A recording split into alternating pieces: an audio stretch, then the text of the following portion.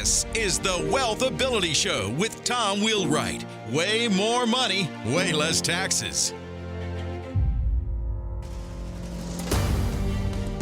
A lot of discussion right now in the business world is about AI, blockchain, other technologies.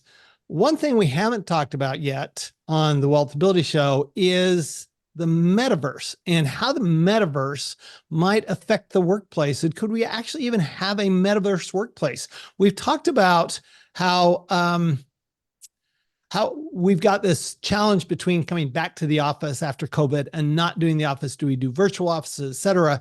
And we have a guest with us today, Gesing, who is very much involved in the idea of a metaverse workplace. And I'm fascinated by this thought because as you all know, I'm struggling with this not getting back to the office thing. Some of that's my baby boomerishness. And some of it's just that I like people. And so I'm really interested in this topic. I think that's has the potential to be a big disruptor and actually a big solution for the getting back to the office versus working from home. And so I'm very excited to have Gesing with us today. Gesing, welcome to the WealthAbility Show. Thank you, Tom. It's an honor to be with you. I appreciate it. Thank you for having me. And if you would, give us a little bit of your background, because it's a fascinating background. And what I'm curious is, how'd you get into this whole idea of metaverse workplace? Not exactly what I expect from somebody with your background. Yeah, not something I would expect with my own background either, Tom, to be honest with you. But I've been working in the metaverse now for more than 13 years. All of that really up until this year with eXp Realty, which became the fastest growing real estate brokerage in North America in history, I believe, for a period of time. Today, that brokerage has close to 90,000 agents across 25 different countries, and we launched 22 or 23 of those countries without ever getting on a plane. But the way I sort of fell into this, I ended up in law school, and the law ended up not being a great fit for me. And I think, like yourself, one of the problems was that I was constantly in isolation. I was spending 16 or 18 hours a day in a small room. And for the most part, people didn't want to talk to me because I was billing them in 6-minute increments. And I understood that. But it also meant that I was working in isolation throughout the entire day. And I'm like you. I need to be around people. I get my energy from being around people.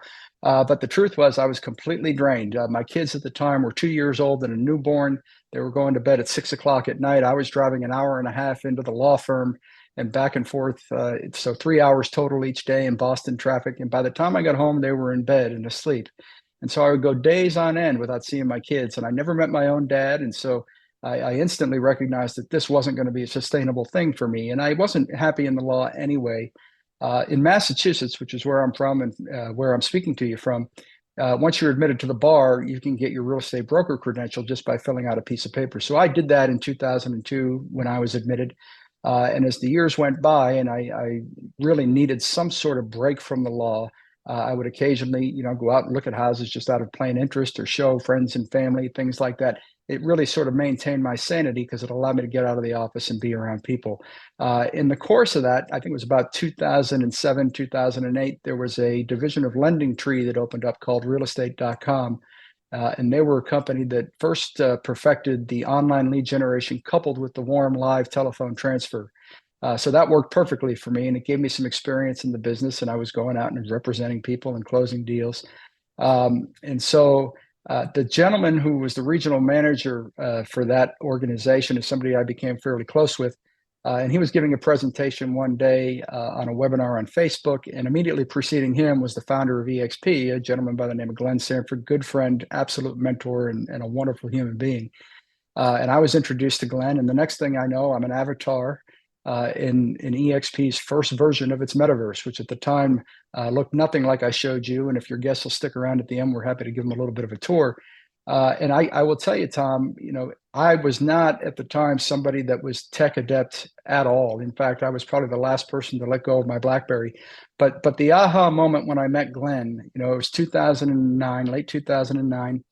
And the global financial crisis was in full force, and sellers couldn't sell and buyers couldn't get financing. So transactions were down, which meant revenue was down to brokerages all over the place. And we saw back then a consolidation of brokerages, folding into one another, shutting down offices.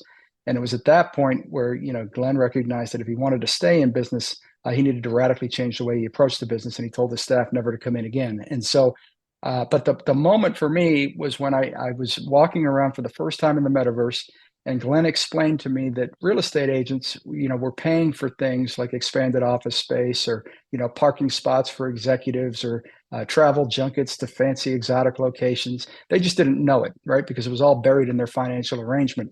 And when you sort of cut out all the fat and all the excess in the middle management, you can really transform what it means to be a service professional, what it means to sort of earn more and be recognized for what it is you do and the value with which you do it. And the light bulb went off for me. When I was a lawyer, I always thought, that the clients were paying for those fancy lunches, or Right. the clients were paying for the mahogany table, or the walls that are, interior staircases with the finest wood, and you could live with that. But it occurred to me in that moment that, in fact, it was the service professional that was paying for it too. They were, making less than they should. They were spending less time with their family. I mean, if you look at the law today as a profession, there's probably more misery, depression, suicidal ideation, alcoholism, addiction. It's a place, it's an industry with a lot of unhappy people. And there's, I think, several reasons for that. One is there's nothing efficient about the billable hour, right? Why do in 1 hour what you can do in 15 when that's the measure by which you're being judged? Secondly, lawyers at large firms certainly take home on average somewhere between 20 and 25% of what they bill out. By cutting out the excess and the redundancy, we've been able to turn that around and give the lawyers 60% of what they bill out. And then we've got 5% that's earmarked, 5% of every billable hour earmarked to access to justice, which has won us the support of attorneys general in states like Utah, Arizona. So we were able to fund legal access clinics. We're able to do pro bono work with that money, and that's going to be a sizable sum. And so we're happy about that. And then there's an additional pool of money that's results from the savings that we're able to then take and turn around and provide to our attorneys in the form of partnership bonuses on a monthly basis. And there's clear, objective, apolitical criteria. It's not this poorly illuminated path where they tell you next year, and then the next year comes and they tell you, wait one more year, or get to know this guy a little bit better, or you didn't tie your shoes the right way. I mean, there's always a reason to postpone the partnership. And so what we've really done, I think, is democratize the law firm a little bit. We've put the power back into the hands of the attorneys.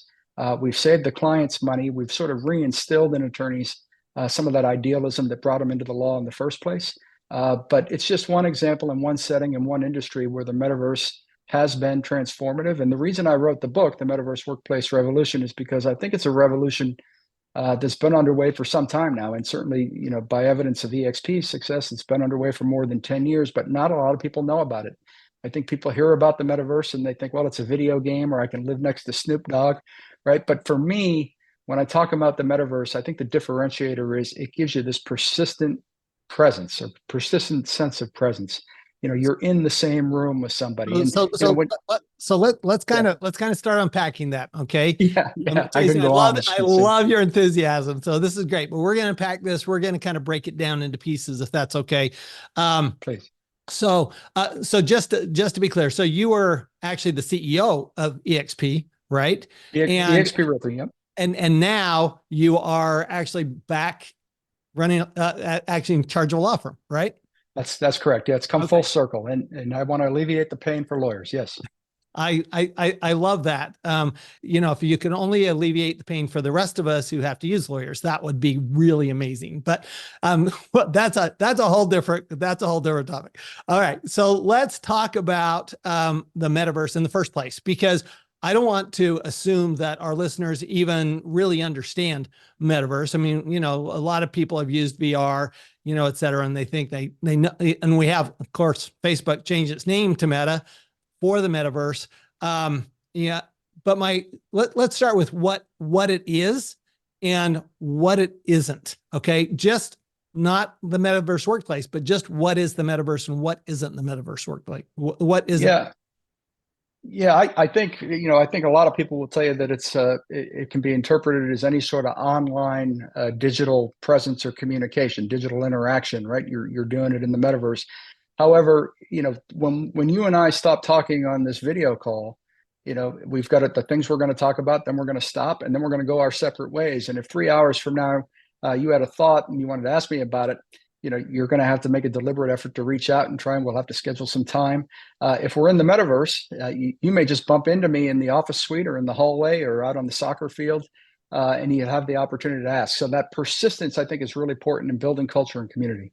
So the metaverse is actually it's real estate. It's just virtual real estate.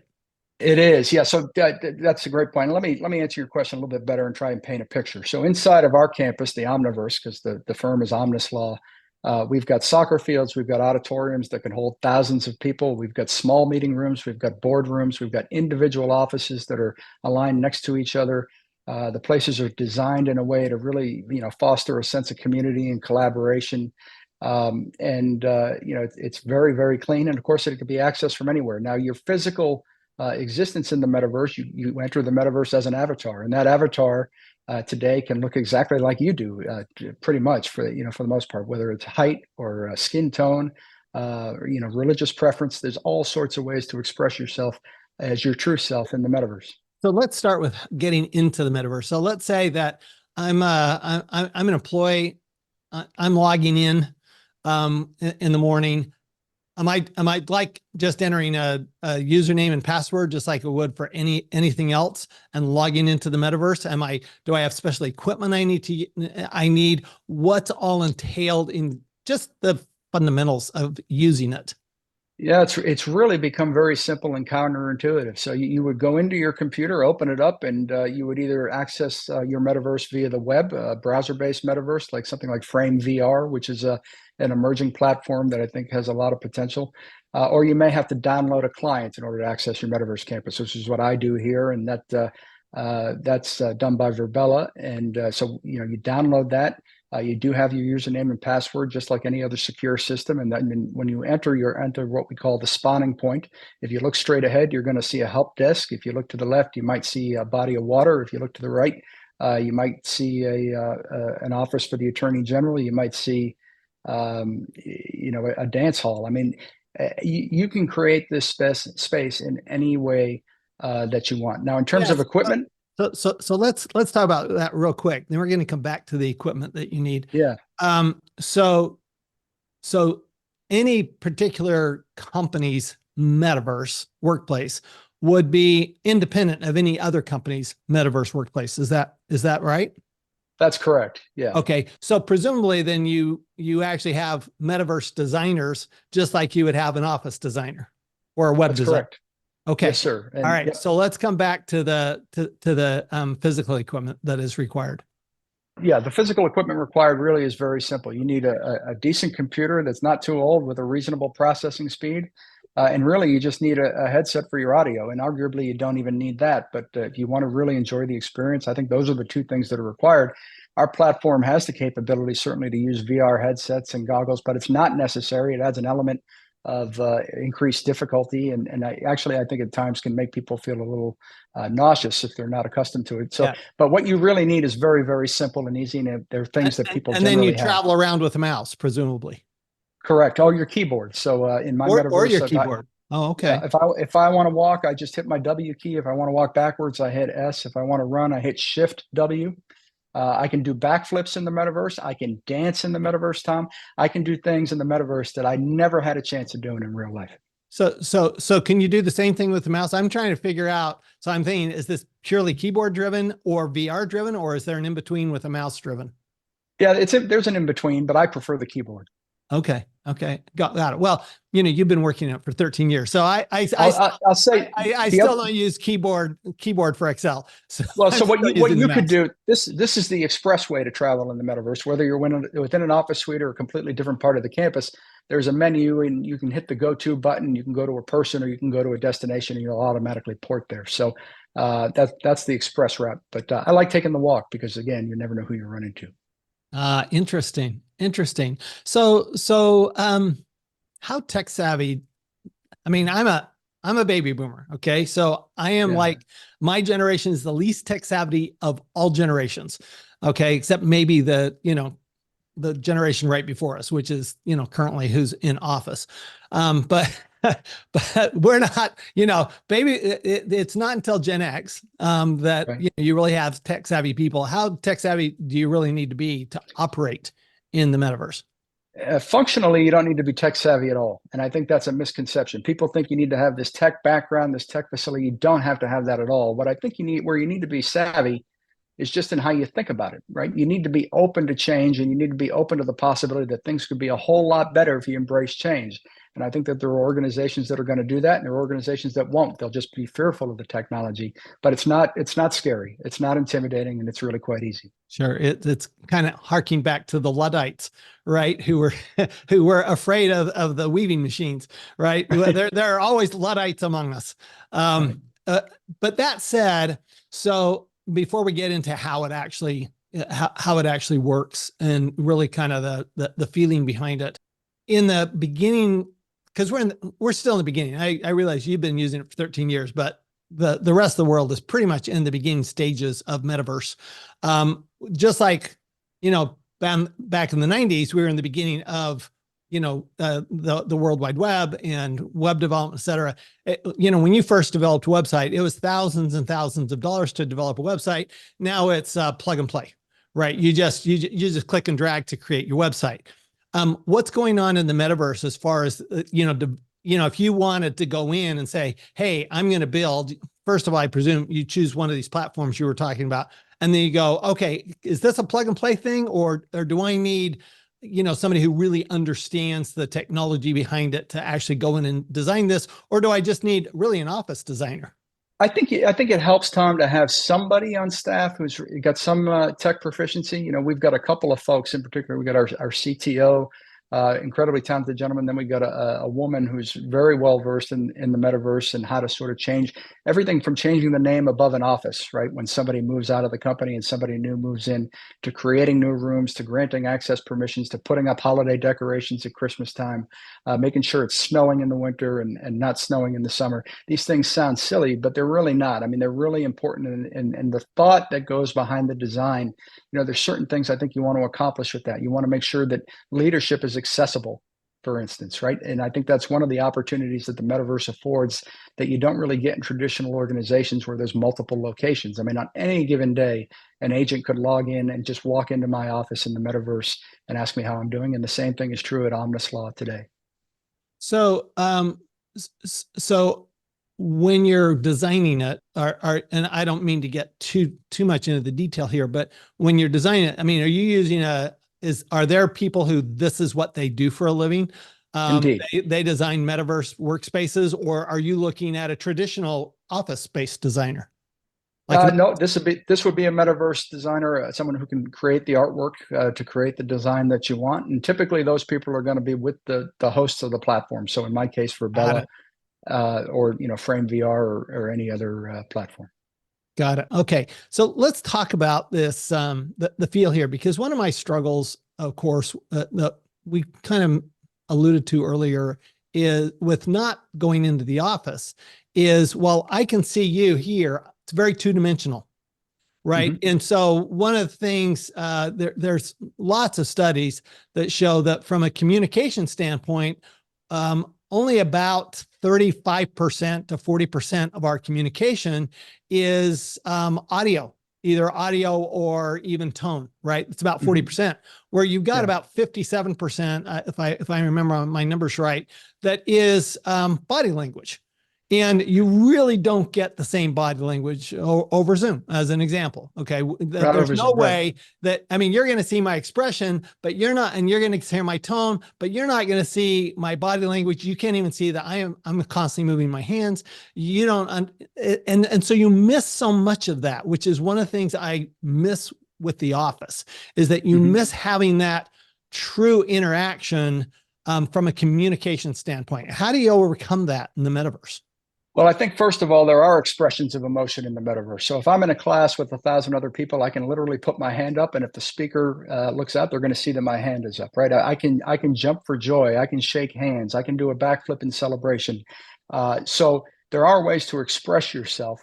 I think, there are also a lot of downsides to having that visual or nonverbal language. I think it creates all sorts of unconscious biases One of the things I talk about is accessibility within the platform and how it sort of opens up opportunities for, say, military spouses who are relocating every 3 years, right? We had an employee at EXP that moved from Northern Virginia to Alabama to North Korea to South Korea. And throughout that entire time, she remained employed because she was able to access the office wherever she was. Same thing applies for people with disabilities. I mean, you can bring somebody in and interview them for a position with the very best intentions. But I think if you ask people who are disabled, they tell you that oftentimes those interviews are colored in part because there's a disability and it's unavoidable in terms of seeing it. And somehow it colors somebody's opinion, or there's the risk that it will. So I think in many respects, the metaverse is an equalizer in that way.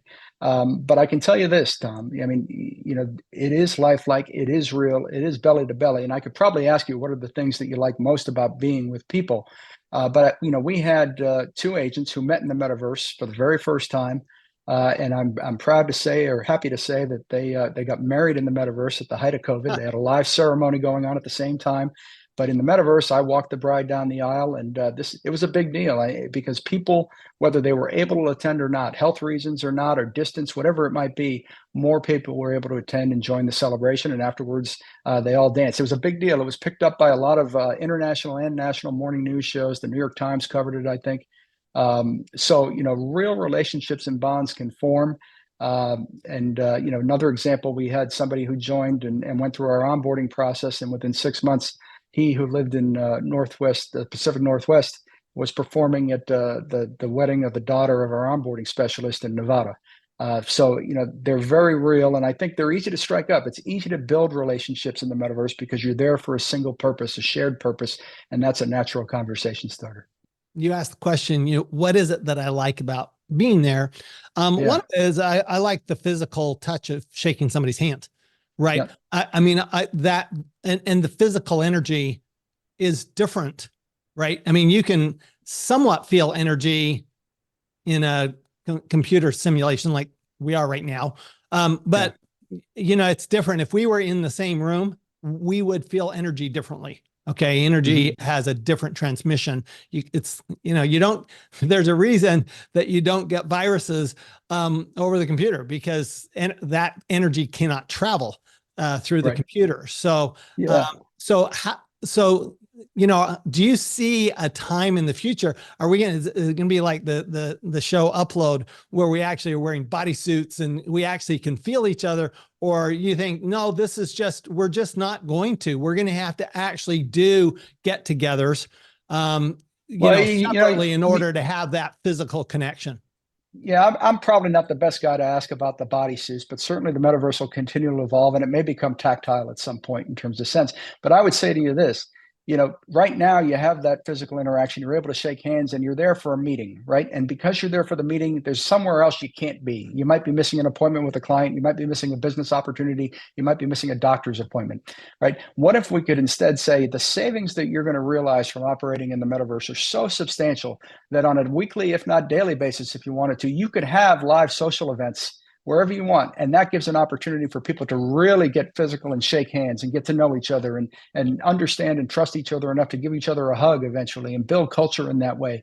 You just approach it in a different way, but it's no less interpersonal, no less engaging. And I think if you look at the EXP story, I mean, these are real estate agents. These are people that all they want to do is be around people. Really social people. Really social people. And yet EXP became the fastest growing brokerage in the industry. And it's because we had thousands of people in a metaverse platform every day, taking classes, learning from each other, sharing with each other. So so in ways you're finding that there's actually more connection in the metaverse than there would be in a traditional office space, in part because you got the entire company, not just one office.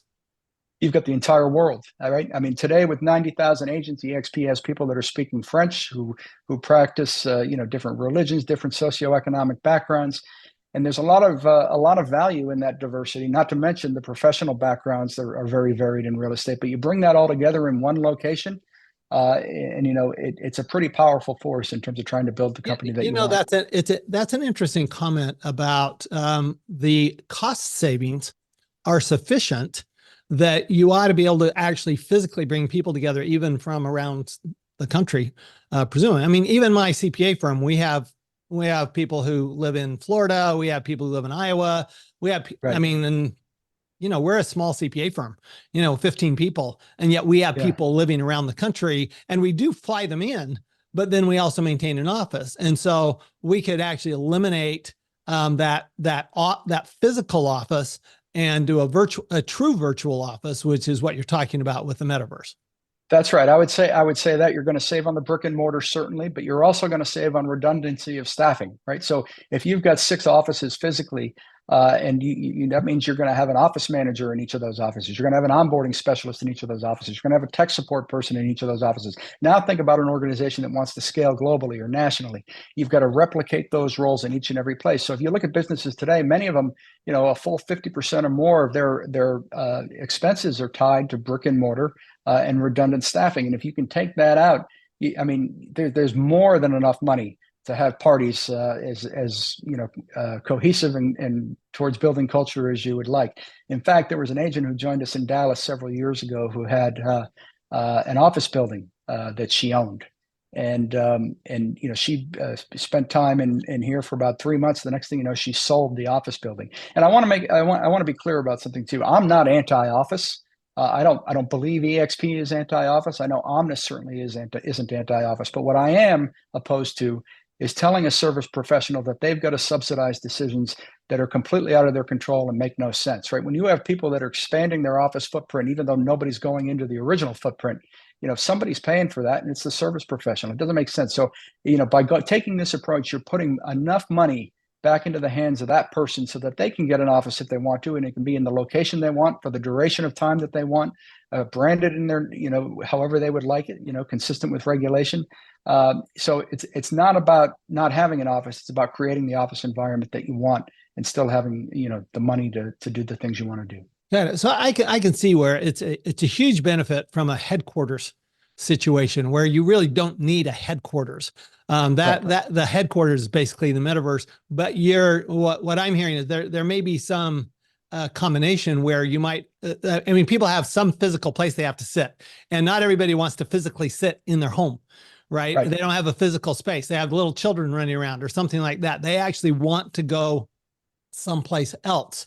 Okay. Right. And they need to go someplace else. What I'm hearing you say is yes, but if we can eliminate the redundancies that come from having a corporate office, then, maybe people just go to someplace like and I'll use the traditional WeWork space, a shared office space, and that's where they're working from, or they actually are able to dedicate an office in their home because there's more money for them to do something like that. Yeah, you make a great point about WeWork and co-working spaces. Right now, we're in the process at OMNUS of developing a relationship with companies like Regus and others, so that all of a sudden now the value for the attorney isn't so much to the value prop to the client isn't, hey, will you come into my office? Now it's, which of my offices would you like to come into, or would you like me to meet over here, right? Because a company like Regus has thousands of locations across the globe. The other thing about those co-working environments, if we think about any industry that's competitive, and any sales industry, right? If you go into an office with other salespeople, you're probably looking for the same leads they're looking for. And you might even take steps that are, out of culture in order to get those leads or get a competitive advantage. You go to a WeWork, you go to a Regus, you're surrounded by individual business owners who aren't in competition with you. And if anything, you're going to make greater relationships with people who have different things to tell you, different things to share with you. And you're probably going to generate some business. Interesting. So, we'll start to wrap up in just a minute here, but you call the metaverse the great equalizer. Why? In part, it's because of what I said earlier about accessibility for people with disabilities, or, unconscious bias in hiring decisions and things like that. I think it creates an opportunity too for people who maybe haven't been part of conversations around sensitive subjects and subjects that maybe they wouldn't attend a discussion on in real life. There's a way to sort of expose yourself to different viewpoints, different perspectives, without having to worry about what people might think. I think that's certainly the case. And then, if we look at certain industries, and I guess housing is one of them, and if you look at the studies over the years, oftentimes there are communities who are underrepresented in housing because offices decide to locate their physical space in, affluent locations or what it is. The metaverse allows a company to service all people equally without having a physical location in one place. The other thing, when I think about it, you have pockets of geography around this country that are surrounded by mountain ranges or bodies of water. They're small localities, and in those places, there's one or two heavy players that basically dictate the terms of business for everybody. It doesn't leave a lot of room for improvement or advancement for people in the industry. But you go in now without having to make the investment in physical space, because that's why there's limited choice. The demographics just don't make sense to go put a physical office in place. But now you can go in there and you can offer a true alternative to people that's absolutely a game changer, irrespective of whatever geographical boundaries may exist. I love it. It's really interesting. So before we wrap up here and actually take a trip into the metaverse, for those who are watching this, then could you give us just like 2 or 3 steps? What are the first steps that a business owner would take to pursue opening up their office into a metaverse? I think the first thing is you got to sort of assess your business and see where the pain points are. And you have to ask yourself the question, is there a way to deploy the metaverse effectively that's going to alleviate those pain points? I mean, if you're operating a restaurant, you're probably not going to work out of the metaverse, right? But I think if you can satisfy yourself of that answer, if the answer to that question is yes, then you take a look at your whole industry and you say, which of these pain points are shared among my competitors? And if you really start to look at it, you can find some real opportunities to change the landscape and create a competitive advantage, even if you're the smallest guy in the field. Okay. And so there's step number 1. We got to assess step number 2. Yeah. And so once you answer that question and you decide that there's a way to really create opportunity in the metaverse, you need to drive the behavior. At EXP, and this started with Glenn, he would say, don't call me if you need me, come into my metaverse office. And I think that for existing organizations is the big shift, right? Because you really have to get people to pivot. I think it's probably easier to start something new and start in the metaverse on day one and really sort of drive that behavior. I think the transition's a little bit tougher, but at the same time, because of the economics, we've had independent owners, sole proprietors that come over, eliminate their costs, all of a sudden now go from an unprofitable situation to a profitable situation, and they're able to tap into markets that previously weren't available to them. So just to give people perspective, what kind of cost are people looking at to develop a metaverse space for a small business? Yeah, that's going to really depend on the vendor and the relationship you have with the vendor. I think, custom design is going to be more expensive. Let's assume you have no relationship because you're brand new to this, because the first place we heard this was from Jason Gesing. Are we talking about $2,000 or $3,000, $20,000 to $30,000, $100,000? What are we talking about? It's going to depend on the size of the organization, what their needs are, and the extent to which the platform has to be customized.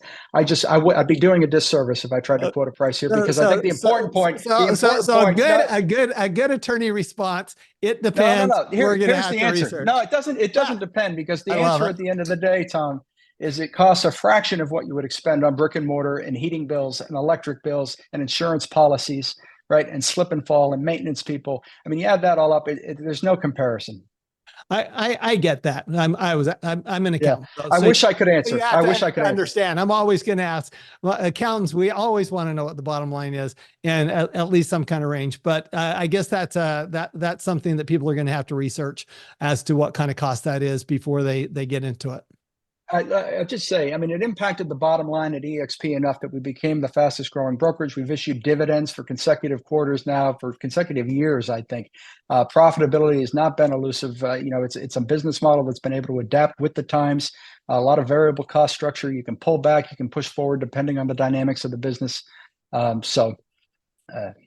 right. I love it.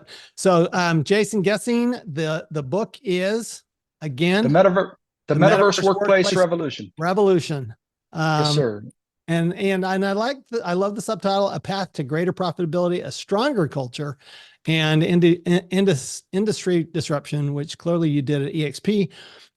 Where can we go for more information about basically you and what you're doing? Yeah, so I think the easiest place for folks is probably jasongesing.com, Jason, Gesing.com. Or, you can feel free to send me an email at jasongesing@omnuslaw.com, OMNUS. I'd love to give you a tour, any of your listeners a tour. If you want to come in, you want to meet in the metaverse, you want to try it out, you want to speak to some people on our team, and let them tell you how it's been and tell you where the pain points are and the obstacles and the things to watch out for, traps for the unwary. Love to have you in. We'd just love to have you in and meet you. So reach out by all means. I'd enjoy that.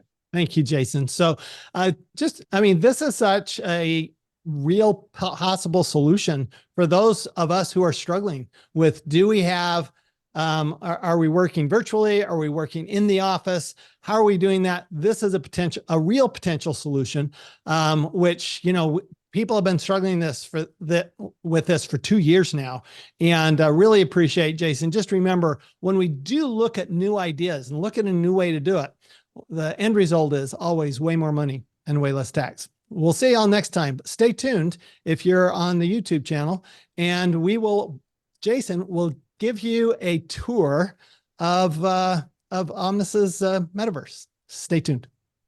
Where I happen to be at the moment is in our campus's expo hall. So for anybody who has a convention, has a conference, during COVID especially, we had both EXP events with, got up to 25,000, I think, in one instance inside the metaverse. We had a room like this filled with vendors, our healthcare vendor, our various vendors on the technology side. So this is a really great space to have conventions and trade show floors just like you otherwise would.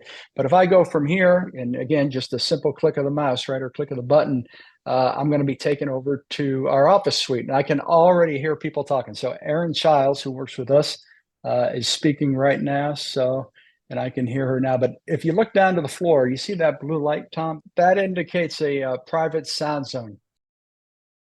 Now I've entered a private sound zone, so I can't hear people. There were a couple of folks talking in the hall, and I could hear their conversations, which distracted me a bit. But by the way, there is spatial sound in here. So the farther I am away from those people, the softer the voice, the closer I get, the louder voice, just like in real life. But if we look to the left here, you can see my office. You can see Stacy Anna, my COO, my CFO, Alan Goldman, who's a big Georgia Bulldogs fan, is down there on the left on the end. But this blue line on the floor represents a private sound zone. And so as we walk through this floor, you'll notice these blue lines on the floor at various points. Oh, I see. So you see there's one on the floor there. And then this is where we would have, our team meetings, and where we have them today. It's where we also had public company board meetings for EXP World Holdings. As you can see, there are a number of displays here. I can take a seat at the table, and if I want somebody speaking to my right, I can turn and look to them. I can go to the left and look to them. I can zoom in on these boards. I can zoom in on this just by clicking very, very simply. And now that's an active web board. I can change the URL. I can upload a PDF, anything like that. I'll take you to one more place if I can, and that would be, let's go to an auditorium, and you can see what that looks like. And again, if you're going to be on the stage in the auditorium, your voice is going to amplify to every single person in the audience. So again, you've got your 3 screens, you've got chairs up here, you got a podium, and you come up here, and all of these seats, will be filled, and you'll have different avatars from all over the place, and they can turn on their microphone and they can ask a question. They can turn on their microphone and turn to their neighbor and ask them a question. They can put it in the text chat if they're shy and don't want to speak in front of a lot of people. This room can expand and contract depending upon how big the group is that you're addressing. And then I think I mentioned to you on the podcast, there's all sorts of things that I can do in here that didn't seem to work. Let me try that again. Oh, I know. Sorry, I was all caps. Yeah, I'll demonstrate that some other time. I guess that functionality. No worries. Hey, not working at the morning. Do me a favor. Take me to my favorite place. Take me to a classroom. You bet. I noticed you had classrooms on here. Yes, sir. On this classroom. And you'll see too, Tom, we can change the configuration of these rooms, offices, conference rooms, classrooms.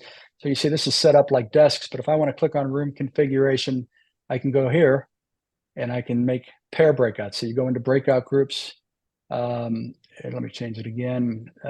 Circle discussion. Yeah, let's do that. We can do that, right? So now you've got people that are sitting and they're all looking at each other. I can decrease the size of the room. I can do all sorts of things with screens, but here's where your quote teacher would sit. But obviously it's a great environment in which to learn, in my opinion. Of course, I'm biased, but I think for a number of reasons, this is a great solution, both in pandemics and out of it, snowstorms, just any opportunity where kids are having a hard time. Yeah. Very, very cool. In fact, Tom, Stanford University Business School has used this type of campus for many, many years. A number of public universities were using it during the pandemic. I think the NBA was using it as its corporate office during the pandemic. So there are a lot of use cases for this. And it's not just service industries. I mean, you can train staff on how to operate very expensive equipment without having them touch the equipment itself for the first time. So you don't have to take that equipment out of production, and people can learn without any risk. It can basically act as a simulator. Absolutely. Yes. Okay. Got it. That's very cool. That's very cool. Well, thank you, Jason. Really appreciate it. Again, everyone, it's jasongesing.com. That's GESING. And the book is the Metaverse Workplace Revolution, right? Yes, sir. Honored to be with you. Thank you. All right. Thank you so much. Okay. And thanks everyone for joining us. And we'll see you in the metaverse. You've been listening to the WealthAbility Show with Tom Wheelwright. Way more money, way less taxes. To learn more, go to wealthability.com.